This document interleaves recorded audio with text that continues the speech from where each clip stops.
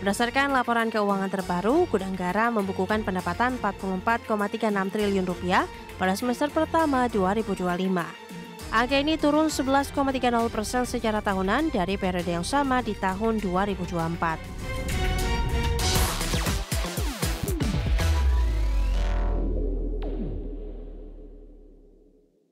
Pemirsa, PT Gudang Garam Tbk kembali menjadi sorotan usai isu PHK muncul di pabrik rokok miliknya. Kabar ini datang pemirsa di tengah anjloknya kinerja keuangan dan saham perseroan. Laba bersih Gudang Garam turun drastis hingga 87,34% dan menjadi yang terendah dalam 5 tahun terakhir.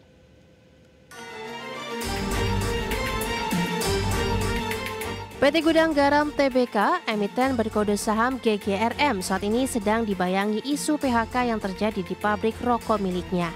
Isu tersebut muncul di saat kinerja keuangan dan saham perseroan terus menunjukkan penurunan yang signifikan.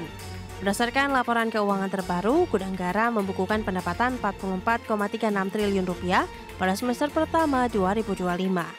Angka ini turun 11,30% secara tahunan dari periode yang sama di tahun 2024. Segmentasi sigaret kretek mesin atau SKM menjadi penyumbang terbesar dengan Rp39,73 triliun. Namun angka ini turun 10,76% year on year meski kontribusinya naik tipis ke 89,57%. Sementara itu, segmentasi sigaret kretek tangan atau SKT juga melemah menjadi Rp3,94 triliun atau turun 19,54% year on year. Beban pokok pendapatan Gudang Garam juga turut turun menjadi Rp40,58 triliun atau menyusut 9,72%. Beban terbesar masih didominasi pita cukai PPN dan pajak rokok yang mencapai Rp32,89 triliun atau turun 13,85%. Kondisi ini membuat laba kotor GGRM turun tajam 25,27% menjadi Rp3,78 triliun. Setelah dikurangi beban usaha dan pajak, laba bersih Gudang Garam hanya Rp117,16 miliar. Angka ini merosot 87,34% dari semester pertama 2024 dan menjadi yang terendah dalam 5 tahun terakhir. Pengamat menilai kinerja emiten rokok masih akan tertekan hingga akhir tahun seiring tekanan deflasi di sektor makanan, minuman, dan tembakau. Berbagai sumber, IDX Channel. Pemirsa, anak usaha grup Merdeka Copper yaitu PT Merdeka Gold Resources Tbk resmi mengumumkan rencana penawaran umum perdana saham atau IPO. Perusahaan ini membidik dana segar hingga Rp4,88 triliun dari publik.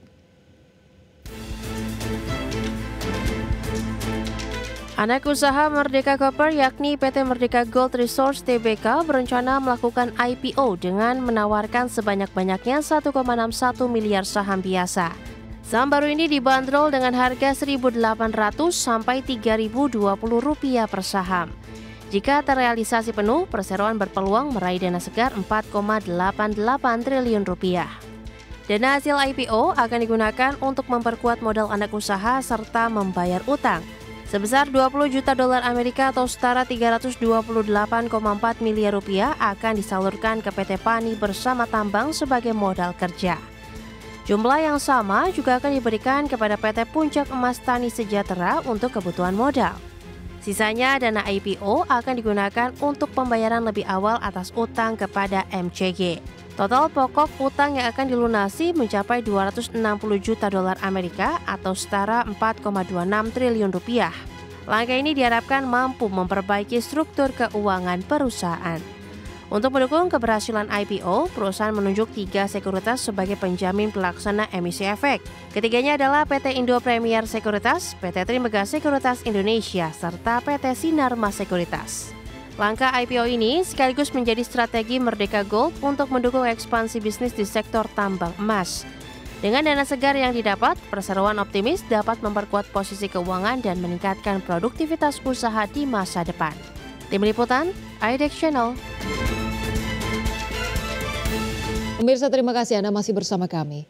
PT Indomobil Multi Jasa Tbk atau IMJS resmi mengantongi izin penambahan modal melalui rights issue. Perseroan akan menerbitkan hingga 3 miliar saham baru dengan nilai nominal Rp200 per saham. PT Indomobil Multi Jasa Tbk atau IMJS resmi mengantongi izin penambahan modal melalui right issue, di mana dalam rapat umum pemegang saham luar biasa yang digelar pada 1 September 2025 menyetujui rencana penambahan modal dengan memberikan hak memesan efek terlebih dahulu atau HMETD. Right issue akan dilaksanakan setelah memperoleh pernyataan efektif dari Otoritas Jasa Keuangan. Saham baru ini nantinya memiliki hak yang sama dengan saham lama termasuk hak atas dividen. Manajemen IMJS menegaskan seluruh dana yang diperoleh dari aksi korporasi ini akan digunakan untuk memperkuat struktur permodalan perusahaan. Dana tersebut juga akan dialokasikan bagi pengembangan usaha baik secara langsung maupun tidak langsung melalui entitas anak. Meski demikian, pemegang saham yang tidak melaksanakan haknya berpotensi terdilusi kepemilikannya. Meskipun di sisi pasar, saham IMJS justru mengalami koreksi menjelang pelaksanaan aksi korporasi. Pada perdagangan Kamis 4 September 2025, saham perseroan ditutup turun 4,80% ke level Rp238 per saham.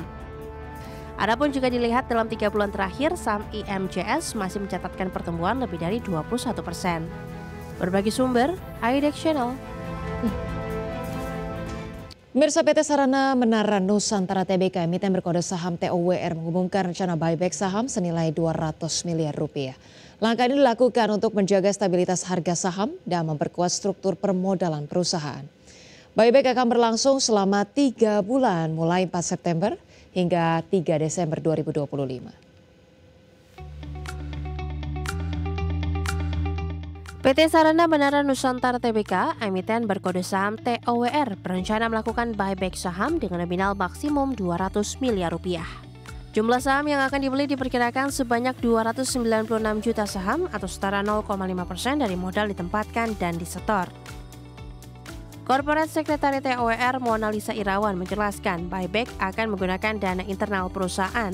Kebijakan ini diputuskan setelah mempertimbangkan kondisi keuangan, kebutuhan modal kerja, serta ketersediaan sumber pendanaan yang aman. Mona Lisa menyampaikan buyback diharapkan mampu menjaga stabilitas harga saham TOWR di masa depan, sekaligus memberikan fleksibilitas untuk mencapai struktur permodalan yang lebih efisien. Pihaknya optimis, langkah ini tidak akan mempengaruhi pendapatan atau kinerja usaha secara signifikan. Pembelian saham kembali ini dilaksanakan dalam periode 3 bulan, mulai pada 4 September hingga 3 Desember 2025. Untuk pelaksanaan teknisnya, TOWR menunjuk PT BCA Sekuritas sebagai perantara. Seluruh proses buyback akan dilakukan sesuai ketentuan OJK dan peraturan yang berlaku. Sebagai catatan kinerja, hingga semester pertama 2025, TOWR mencatat kenaikan laba bersih sebesar 2,93% menjadi Rp1,65 triliun. Pendapatan perseroan juga naik 3,91% menjadi Rp6,39 triliun. Hal ini menunjukkan fundamental TOWR tetap kuat di tengah rencana buyback. Tim Liputan, IDEX Channel. Dan pemirsa, berikut kami hadirkan informasi seputar IHSG atau Indeks Harga Saham Gabungan pada penutupan perdagangan sesi 1 hari ini, pemirsa, 8 September 2025, di mana IHSG terpantau mengalami penguatan 0,58% atau menguat 45,6 poin ke 7.912,9. Sempat menyentuh level tertingginya di 7.934,9, kemudian level terendahnya di 7.901,2. 367 saham menguat, 292 saham stagnan, dan 142 saham stagnan. Kemudian pemirsa, kita ke informasi terkait dengan saham-saham yang menjadi top gainers pada perdagangan pertama. Ada Antam yang menguat 4,42%, kemudian DSSA menguat 4,4%, PSAB menguat 5,3%, dan MDKA menguat 3,4%. Untuk top losers pemirsa, ada ADRO dengan pelemahan 1,9%, kemudian PANI melemah 2,1%, CDIA melemah 2,8%, dan Cuan melemah 1,6%. Dari pergerakan sektoral pemirsa, barang baku memimpin penguatan 2,34%, kemudian industri naik 2,2%, konsumsi non-primer melemah 1,04%, dan teknologi melemah 0,37%.